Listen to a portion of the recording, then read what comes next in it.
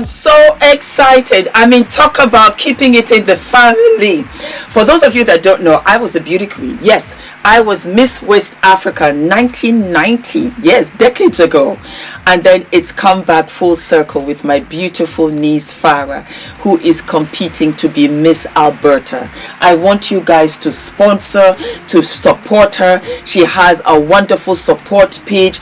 Please go right ahead and support her. Please, please, please. She is absolutely beautiful and amazing. I remember when Farah was born, and to see her now walking on stage and winning all of these beauty competitions just warms my heart. So I want to use my platform to spread the word out there. Please support my wonderful niece Farah and just click onto the link and give her all the support that you can. I will deeply I will deeply appreciate it. And Farah, congratulations. Well, you know you're my daughter anyway, because I don't have daughters. So you are my daughter. It doesn't matter who birthed you. You're my daughter. And I am so proud of you. Fumi Nation, this is the first. Yes, my darlings. The next generation doing wonderful and amazing things. And for Farah to walk out on these platforms and really follow in my steps, in my footsteps, I am absolutely speechless. And I want you to support her. Okay, all of my love. Thank you for everything. I love you guys. Mwah. Hello, my darling Fumi Nation. How are you? How are we, my darlings? Do you remember sometime last week or the week before? I was so excited. Ula? Okay, thank you. It's crazy this morning. The gardener, the nanny, the laundry.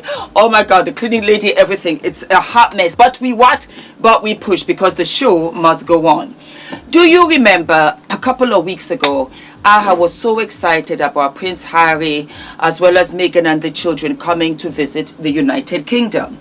Well, we have gotten word that Harry is traveling alone. As a matter of fact, I think he is in the UK now. So I am going to put up a video from the highly opinionated Of Whom I Live and Love to give us a quick synopsis, and then we'll go from there as to the reason why Harry traveled alone. Okay? Ula, is it for me? Oh, fabulous. All right. After everything that happened to Princess Diana, you would think the British royal family would have learned one lesson. Never gamble with a family member's safety. Prince Harry was invited to stay at Buckingham Palace. He accepted, then the invitation was pulled. According to Prince Harry's spokesperson, the offer was withdrawn after he accepted it, and after private security arrangements had already been made. The palace disputes that account. The palace says Prince Harry changed his mind too late. What the hell does that even mean? Was there a countdown clock on the invitation? Did it self-destruct after 24 hours? You're talking about accommodating the king's son at Buckingham Palace. Let's lay out the facts. An ITV news report says Prince Harry faces elevated risks from terrorist threats while in the UK. Those threats reportedly include one linked to Al-Qaeda, along with several other credible threats originating inside Britain. His security team was briefed because the risks were serious. What's remarkable is this isn't even a new concern. Court documents revealed that Queen Elizabeth II considered it imperative that Harry and Meghan continue to receive effective security against extremists. A letter written on her behalf after the Sandringham Summit also said ensuring the Duke and Duchess of Sussex remained safe was of paramount importance to Her Majesty and her family. So what changed? Because somewhere between Queen Elizabeth saying their security was imperative and paramount, Prince Harry lost public-funded security. The Risk Management Board, the RMB, suddenly paused without explanation. Prince Harry is still fighting for the protection he believes his family needs. Meghan, Duchess of Sussex, Prince Archie, and Princess Lilibet still cannot safely travel through the UK. And now we're debating whether Buckingham Palace withdrew an invitation because Harry supposedly accepted too late. After everything that happened to Princess Diana, protecting members of his family should never be treated like an administrative inconvenience. Instead, security concerns continue to be questioned, delayed, debated, and explained away. If the institution learned anything from Diana's tragedy, this isn't what learning looks like. Meanwhile, Queen Camilla is posing with J.K. Rowling, who is one of the most divisive public figures on LGBTQIA issues. A Confederate flag was photographed on the Sandringham estate. Whether intentional or not, institutions are judged by what they publicly embrace, what they ignore, and what they refuse to address. Every decision shapes public trust. Prince Harry isn't asking for special treatment. He's asking for a level of protection the late Queen herself believed imperative. Who do you think was behind these last-minute decisions, and why? And that's the read. If you like your tea hot, share it, save your seat, and follow for more. This is the Notorious JTB, Notoriously Opinionated, signing out.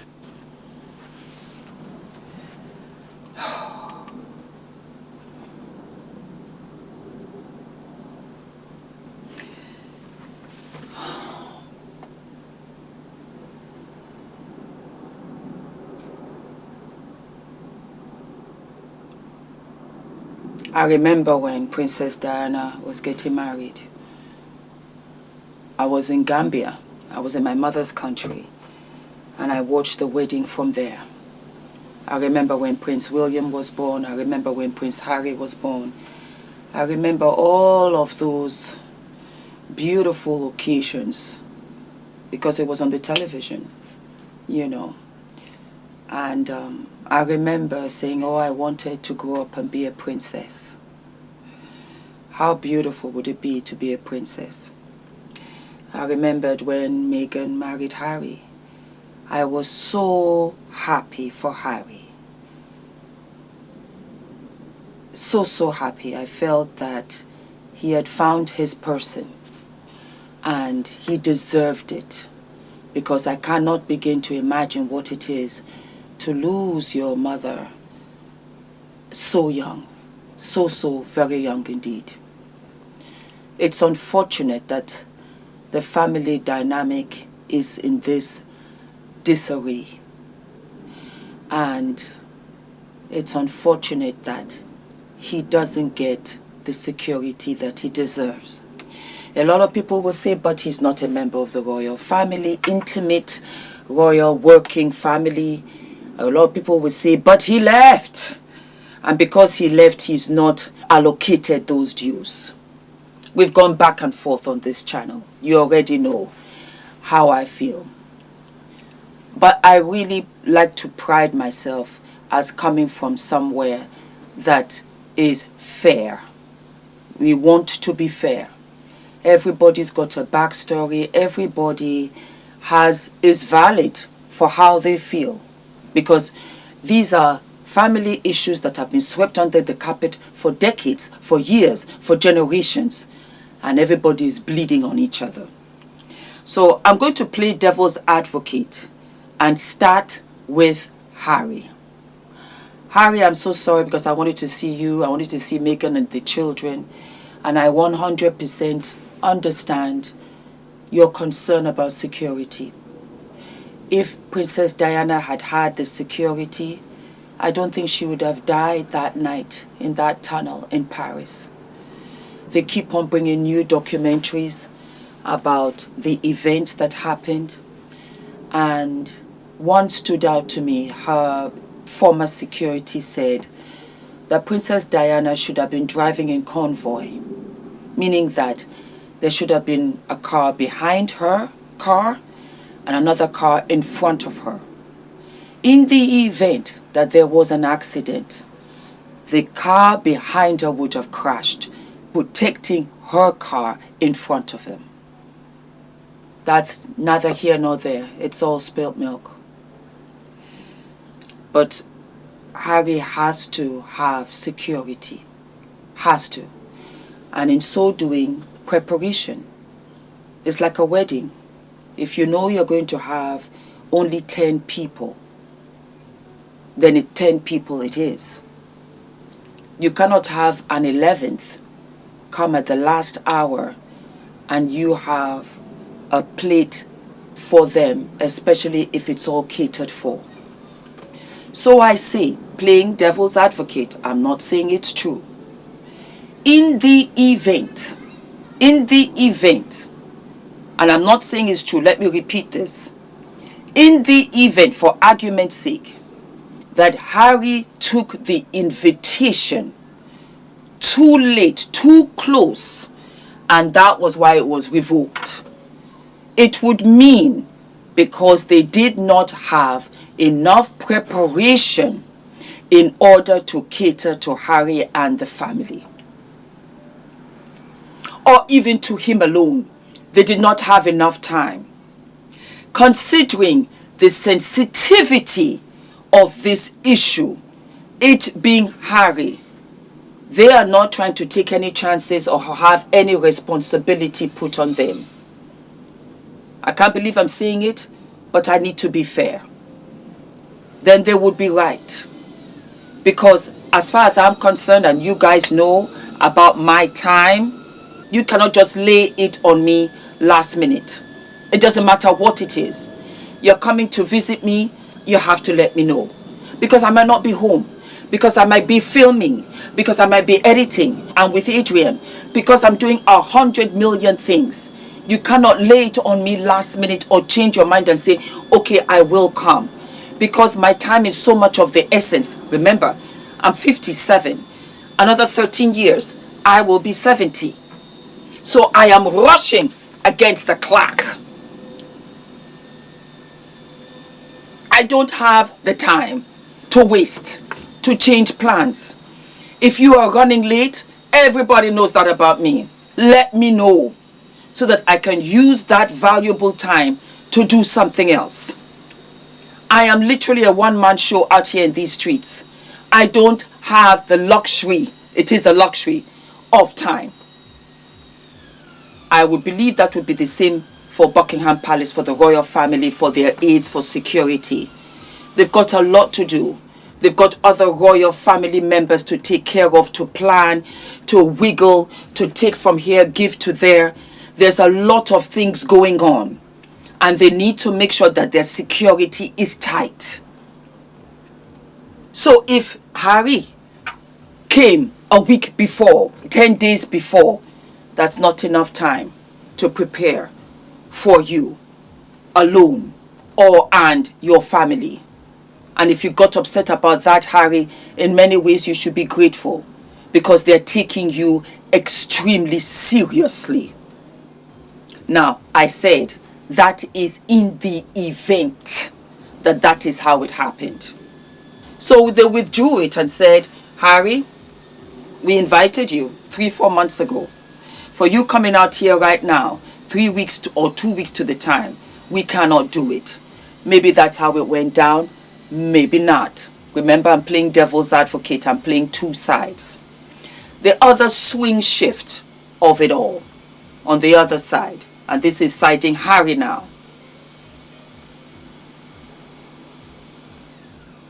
How long or what is it going to take? Really and truly, what is it going to take to say we will always have Harry and his family, we will protect them even from the United States? You know you can do it. Harry should have that security always. Is it going to be a lot of work? Yes. But he is of royal blood. He is the king's son. And quiet as is kept when I sleep at night, I know we did him dirty. There's cause and effect. You can't just come out here and say, well, Harry left. Why did he leave? Because his wife was in imminent danger. We saw what her sister alone did. How many websites she controlled on the internet, slagging off her own half-sister. We saw the death threats.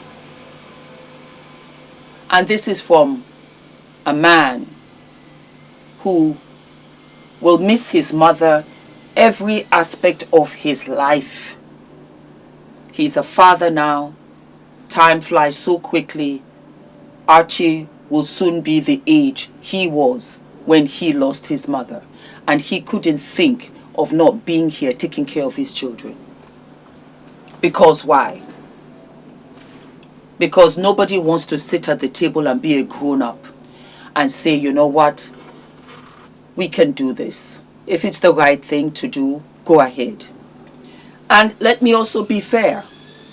Maybe our beautiful king only can go so far with this. Maybe his hands are tied. Maybe in doing this opens up other vulnerabilities of which he doesn't want to go down that rabbit hole. Maybe he only has so much of an influence. And the flip side is that maybe he has all of the influence to stop this right now and say, you know what, Harry has the security. Give him the security.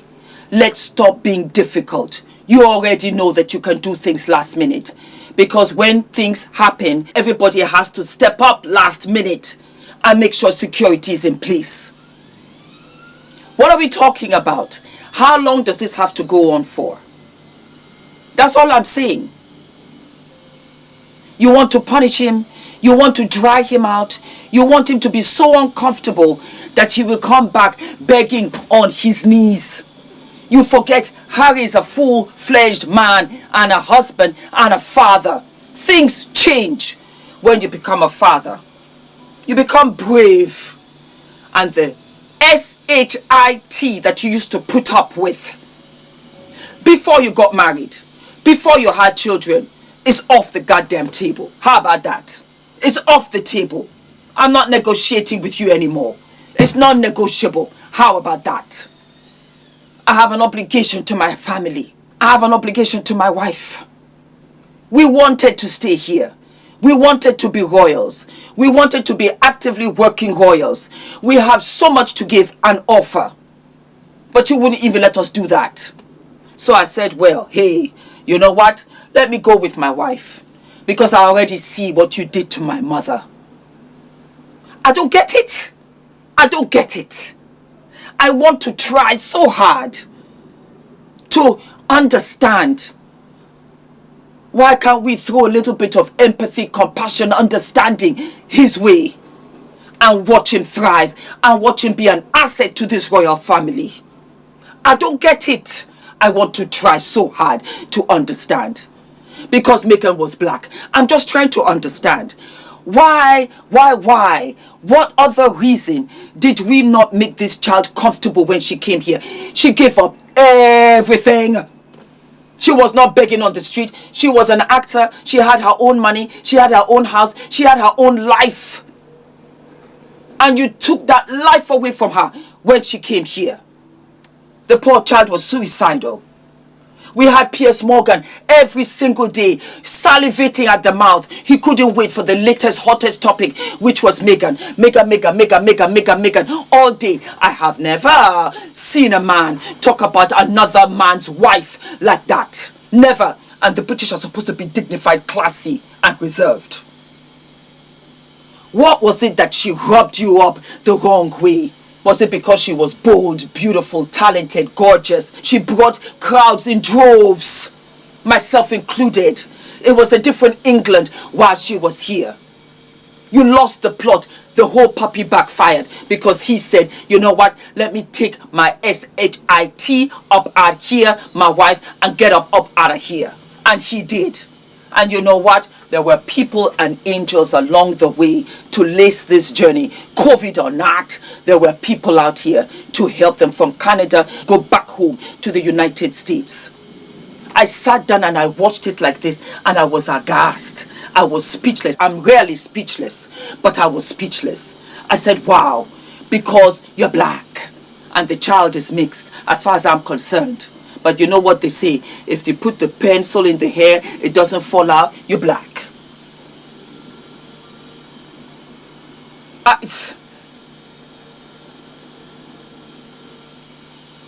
Because we can't come to the table. Because we can't come to the table and say, this is Diana's son. When Diana died, I remember that funeral. When they were doing the procession walking, you could hear a pin drop. The silence was deafening. and everybody from my own age group, we promised we would take care of these boys. This is how we take care of them. Shame on us. Shame on us. For those that were there, shame on us. This is how we take care of Harry. Oh wow. In many ways, I'm happy Diana's up and above, because I know she's protecting him, every hair on that child's head. It makes me wonder. Fumi, you have to live long out here in these streets. Only you can protect your own child. Honest to God. Only you. Only you. Nobody else out here that will protect your child the way you will. It showed me. Because Diana's passing was a shock. It was as if she was too big to die. The way that she died, it was unbelievable. I stood, I couldn't move for days. For days I couldn't. I said, my God. Wow, wow, wow, wow, wow. Another shocker was Kobe Bryant. I ran to Adrian's room. It felt as if the stairs elongated. I couldn't get there fast enough. Why do we behave like this? I don't know. I don't know why God gave me the heart. I feel it. A lot of you say, Fumi, you've lost weight. I'm an empath. There are stories that I think about at night. Chakwela Robinson, I think about her every night. Ashley Genet, I think about her.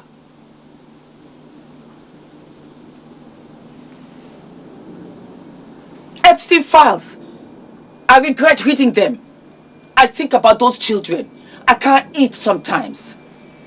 And God knows I think about Harry and William. And William. They are all in precarious situations. Nobody happy. Don't be fooled by that mask. When does it end? What is it going to take for it to end? That's all I'm asking. Do not forget to like, to subscribe, hit the notification button, and I'll see you what? I'll see you sooner than later. Do you like the scarf?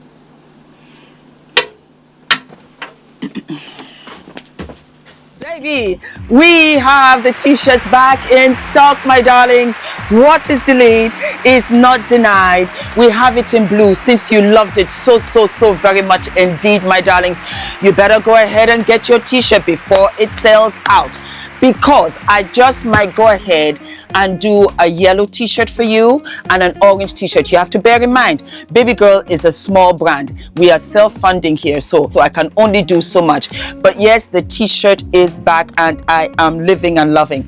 I also have a surprise for you. Yes. You asked and I said, why not? We have brought the black t-shirt back. What is delayed is not denied. Are we living and loving? Guys, my name is ENITAN, hair coach. I am UK's first ever hair coach and a trichologist. We are a team of trichologists and hair coaches here in W6 London, and we help those who are desperate and have tried and everything else has failed. We look after those who have chronic scalp concerns, flaky, itchy scalp that's been going on for many years. We help those that have hair loss that has progressed instead of improved, and we help those that just generally want to have a better understanding of better quality hair, length, volume, and reduce that dryness. Visit us by clicking